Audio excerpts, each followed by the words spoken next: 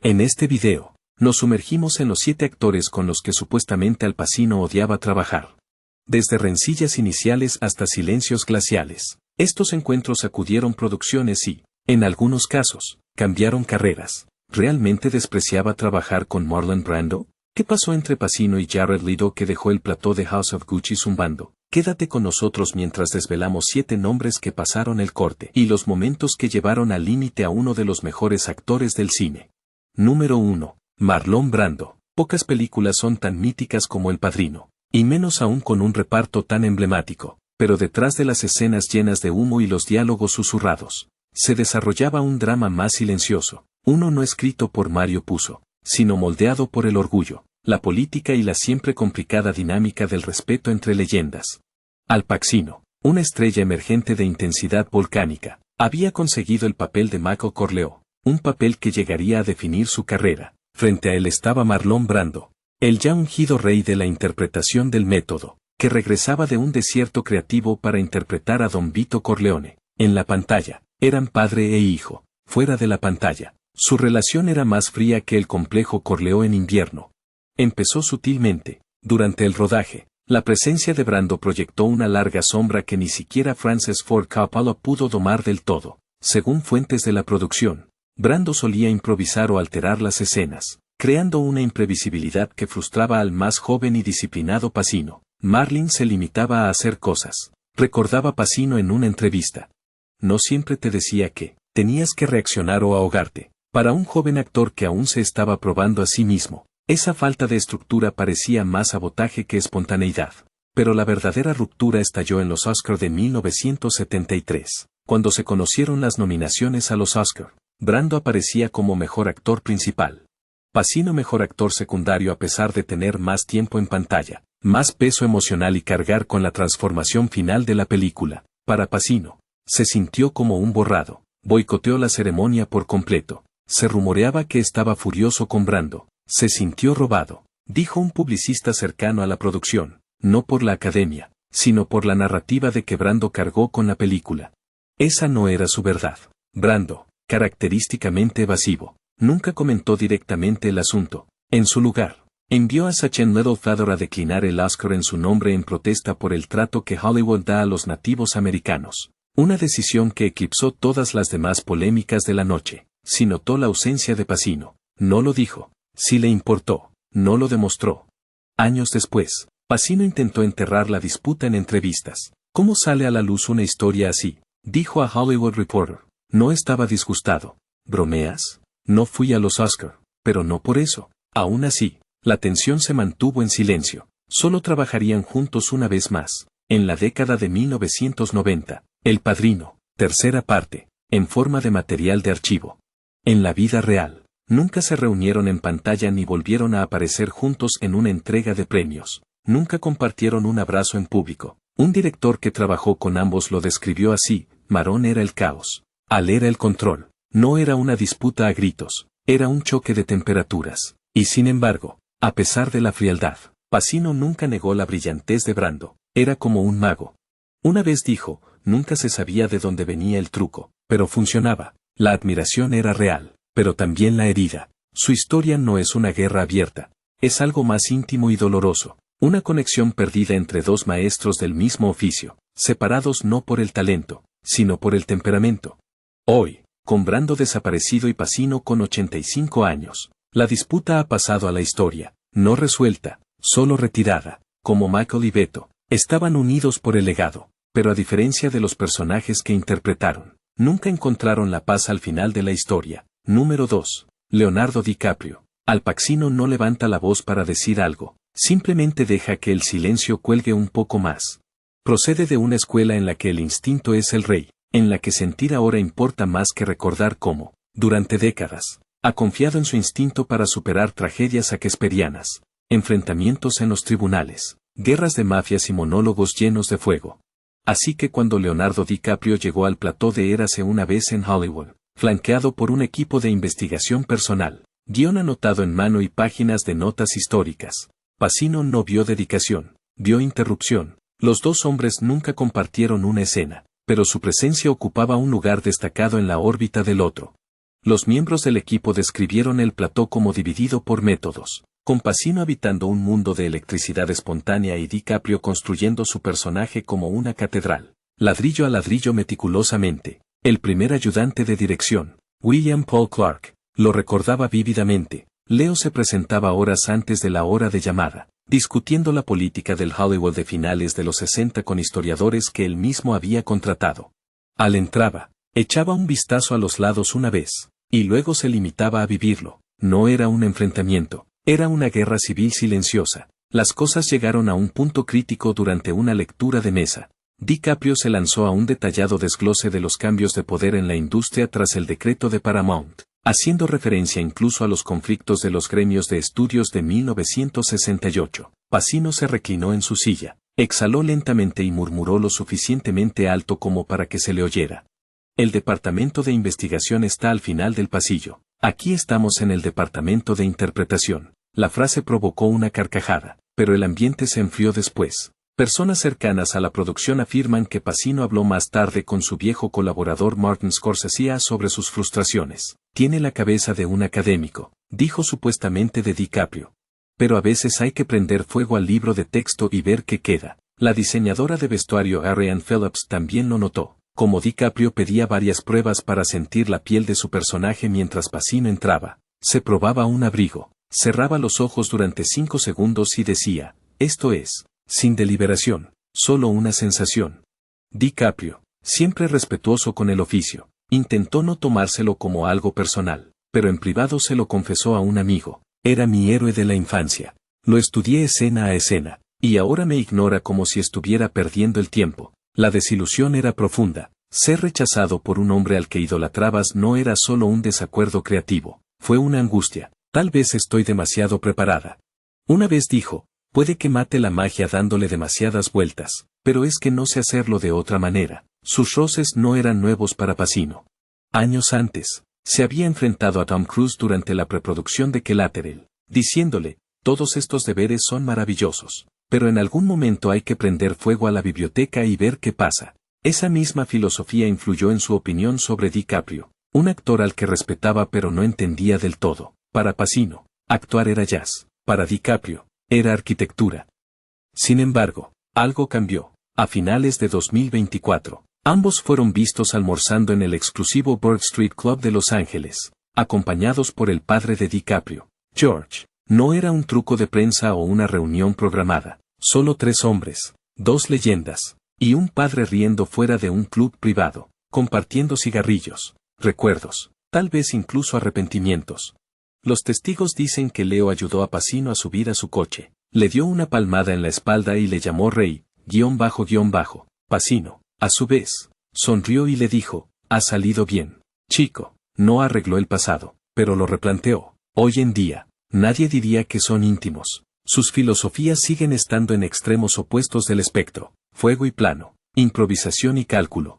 Pero la animosidad se ha desvanecido en algo más suave, no del todo amistad, no del todo parentesco, algo más tranquilo, respeto, sazonado con cautela, porque al final, Al Pacino no odiaba a Leonardo DiCaprio, simplemente no se reconocía en él, y tal vez eso fue lo que más lo perturbó. Pero el tiempo tiene una forma de suavizar todas las cosas, incluso el filo del legado.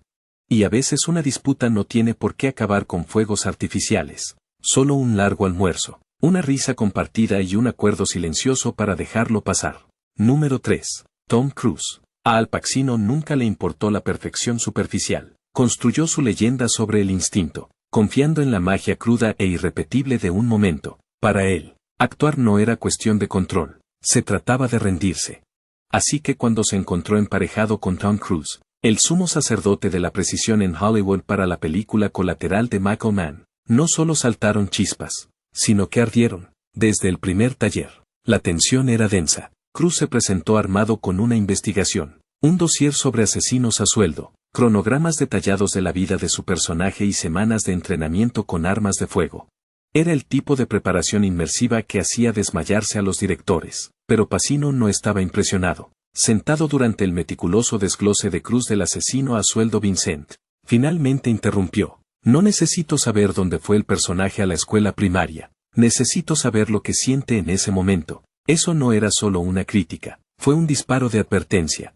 Lo que ocurrió a continuación no fue tanto una disputa como un enfrentamiento artístico. En una sesión de improvisación, Pacino descartó por completo el guión, con la esperanza de pillar desprevenido a Cruz y provocar algo real. Cruz, siempre sereno, se ciñó a sus ritmos ensayados.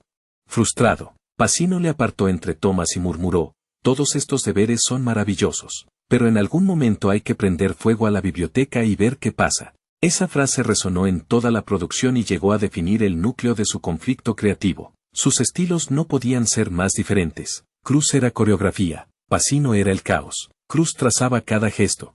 Pacino dejó que el viento decidiera. La diseñadora de producción Janine Upwell recordó más tarde las pruebas de cámara en las que cada movimiento de Cruz se diseñaba como un truco, mientras que la presencia de Pacino se describía como impredecible, viva, a veces desordenada, pero siempre humana. El hombre intentó salvar la distancia, pero no había química, la energía no era la adecuada. Al final, tomó la audaz decisión. Cruz se convertiría en el asesino y Jamie Foxx, más flexible, menos conflictivo, sustituiría a Pacino como taxista. El resultado, una actuación que definió la carrera de Cruz y una nominación al Oscar para Foxx. Pero una pregunta persistía. Años más tarde, en el Festival de Venecia, le preguntaron a Pacino si se arrepentía de haberse ido. Su respuesta fue: Pacino vintage, comedido, poético, punzante. Hay actores que diseñan casas preciosas. Yo prefiero a los que viven en ellas, aunque a veces se rompan los muebles. Cruz, por su parte, nunca respondió directamente, pero en una entrevista de 2006 con Entertainment Weekly, cuando le preguntaron sobre trabajar con otros actores emocionalmente crudos, hizo un guiño revelador. Hay que respetar el proceso de cada uno, incluso cuando es difícil alinearse. A veces simplemente no encaja. No hubo broncas públicas, ni titulares sensacionalistas. Solo dos gigantes del oficio que no veían el mundo ni el trabajo de la misma manera. Hoy, sus caminos rara vez se cruzan, ni colaboraciones, ni paneles compartidos, ni elogios intercambiados en entrevistas. No es animosidad, es exilio artístico. Porque a veces, en Hollywood, las mayores explosiones no ocurren en la pantalla, ocurren en las salas de ensayo, a puerta cerrada, en el espacio entre dos filosofías inquebrantables. Y Pacino nunca miró atrás. Número 4. Kevin Spacey. Al Pacino siempre ha visto la actuación no como una representación, sino como una forma de verdad emocional en bruto, algo espontáneo, primario e impredecible. Kevin Spacey, en cambio, aportaba a cada papel una precisión clínica, abordando las escenas con el meticuloso cálculo de un maestro de ajedrez. Ese marcado contraste llegó a su punto álgido durante el rodaje de Glengarry Glen Ross en 1992. Una tensa producción que reveló no solo profundas diferencias artísticas, sino una guerra silenciosa entre dos hombres que representaban polos opuestos en el mundo de la interpretación.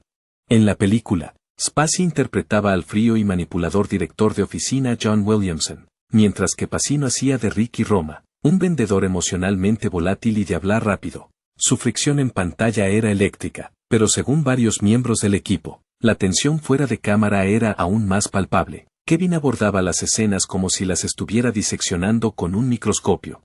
El director James Foley recordaba en una retrospectiva del gremio de directores: Al odiaba eso. Le parecía que le quitaba el alma a la obra. Para Al, la actuación tenía que ser vivida, no diagramada. Las cosas llegaron a un punto crítico durante la confrontación culminante de la película. Spacey acababa de realizar una toma impecablemente modulada, precisa, sin emoción, técnicamente brillante, pero dejó frío a Pacino. Después de que Foley pidiera el corte, Pacino, a la vista de todo el equipo, le apartó y le dijo lo bastante alto como para que Spacey le oyera: no está actuando, está demostrando que actúa. El silencio que siguió fue intenso. Los miembros del equipo dijeron más tarde que Spacey parecía haber recibido una bofetada. La diseñadora de producción Jane Muskie dijo más tarde que, aunque la actuación de Spacey era hermética, le faltaba el desorden que Pacino ansiaba.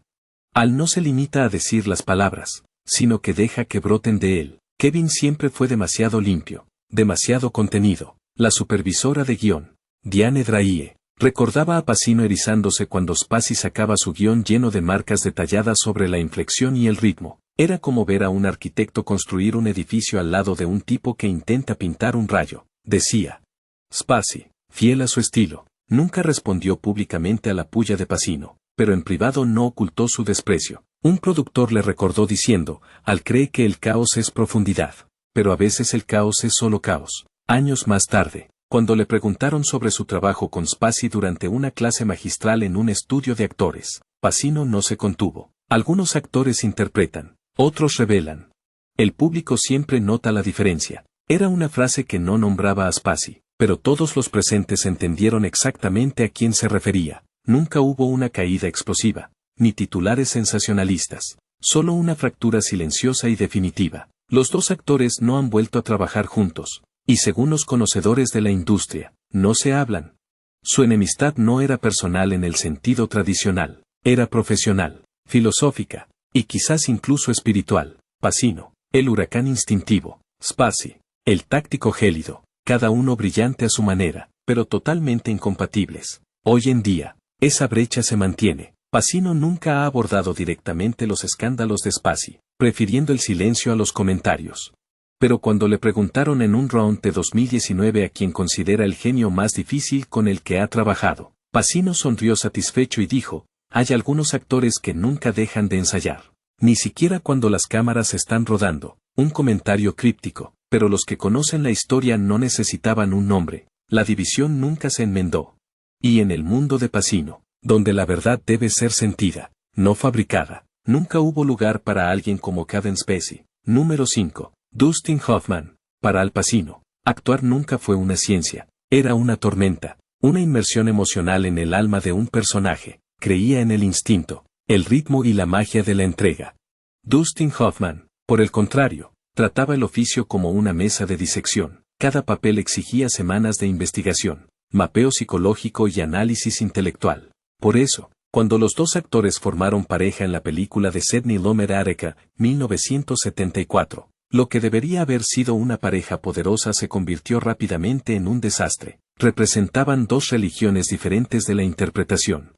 Lumet dijo más tarde biógrafo Morris Spiegel, Dustin necesitaba comprender cada motivación, cada matiz psicológico. Al quería absorber la realidad emocional del personaje y vivir en ella sin disecciones intelectuales. Según los miembros del equipo presentes en los primeros ensayos, la tensión entre ellos era palpable.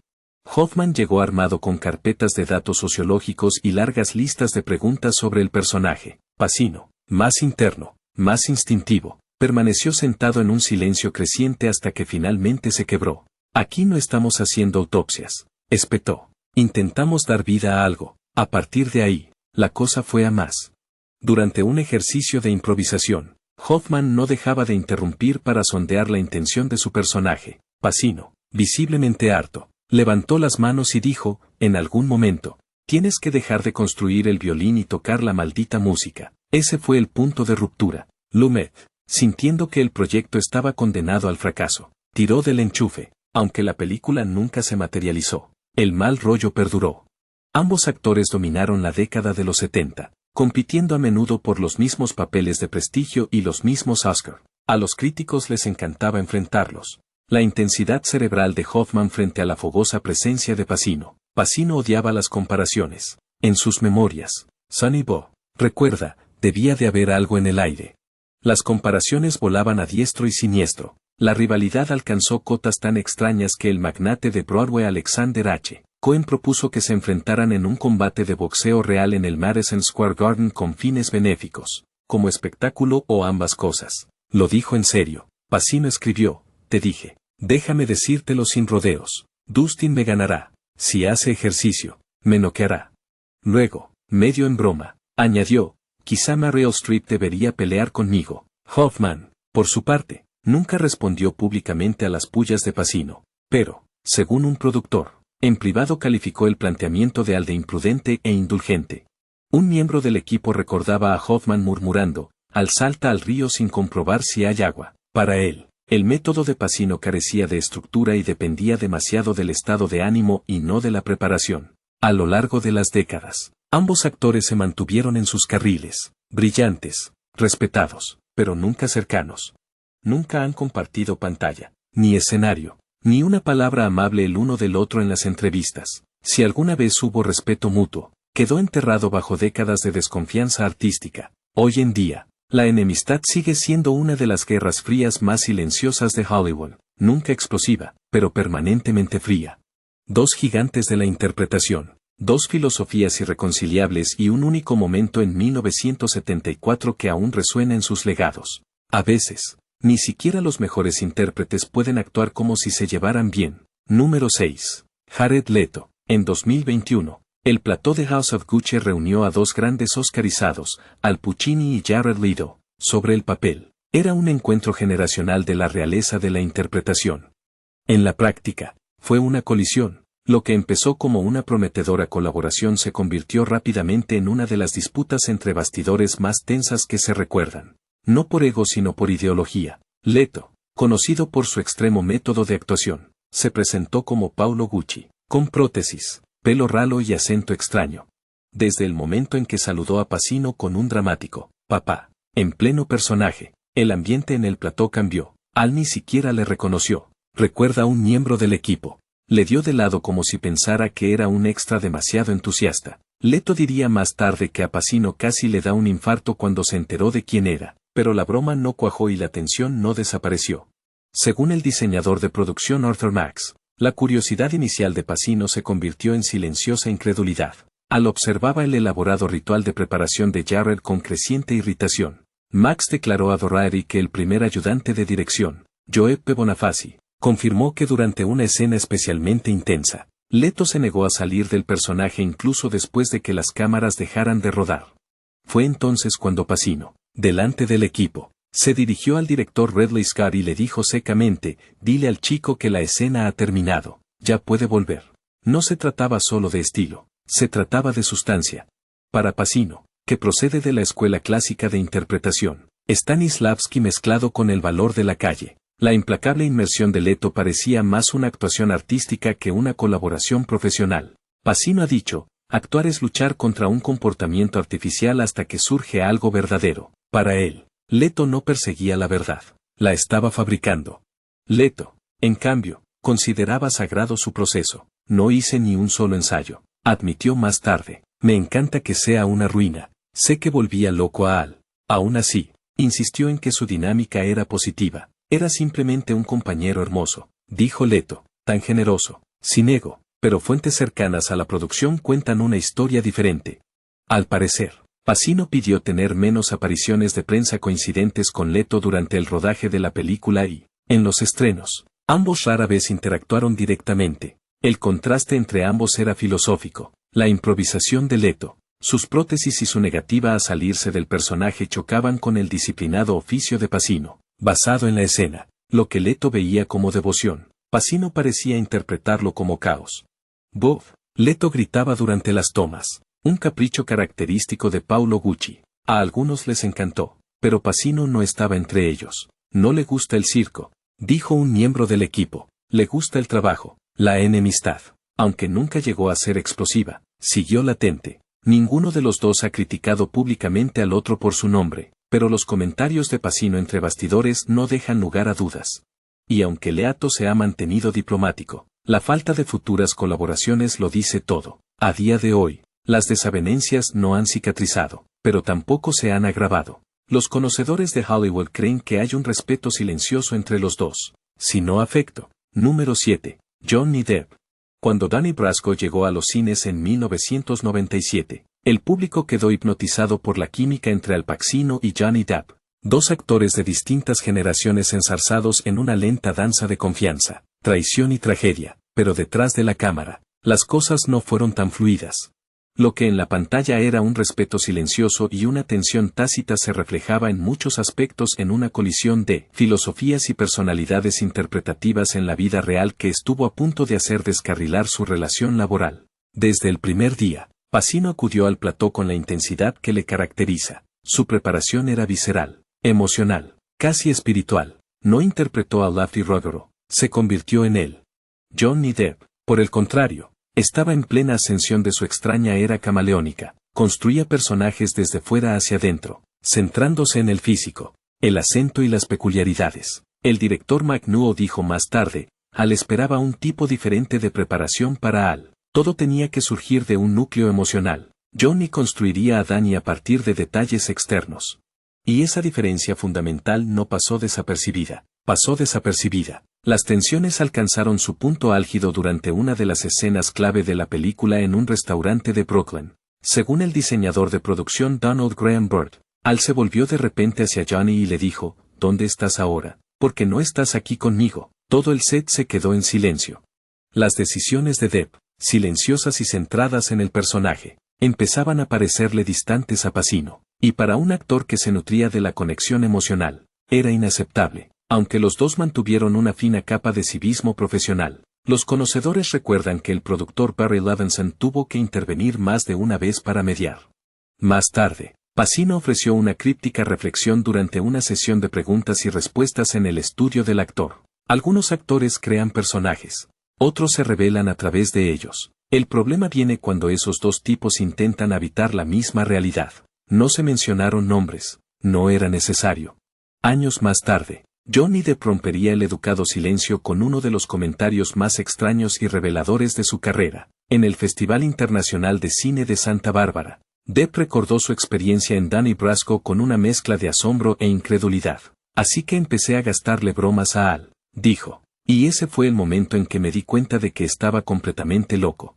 Quiero decir, es una locura certificable. Incluso bromeó, no pasaría una noche cerca de su casa. Pero Depp no se detuvo ahí. Durante el rodaje en los muelles de Brooklyn, supuestamente le dijo a Pacino a la cara, en realidad, estás loco de remate. Pacino, maestro de la sincronización, respondió con un pánico muerto. Oh, sí. Tras una pausa perfectamente sincronizada, añadió, tú también eres bastante raro. Según todos los indicios, fue lo más cerca que estuvieron de una tregua, unidos por la rareza mutua, sino por el respeto mutuo. Entonces, ¿había odio? No en el sentido sensacionalista, pero había tensión real, creativa, filosófica, personal, de un tipo que perdura mucho después de que las cámaras dejen de rodar. A día de hoy, no han vuelto a trabajar juntos, ni reencuentros, ni giras nostálgicas, solo silencio. Y en Hollywood, el silencio es el mensaje más fuerte. Los enfrentamientos de Al Pacino con estos 7 actores no tenían que ver con el ego, eran sobre algo más profundo. El choque entre la habilidad técnica y la verdad emocional. Para Pacino, la gran actuación no se trata de una técnica impecable, se trata de honestidad cruda. No estaba en desacuerdo con su talento, no estaba de acuerdo con su enfoque. Donde otros perfeccionaban el oficio, Pacino lo reducía a algo más vulnerable, más real. Esa diferencia de filosofía era a menudo suficiente para crear fricción y una tensión inolvidable. Si te gustan las historias que descubren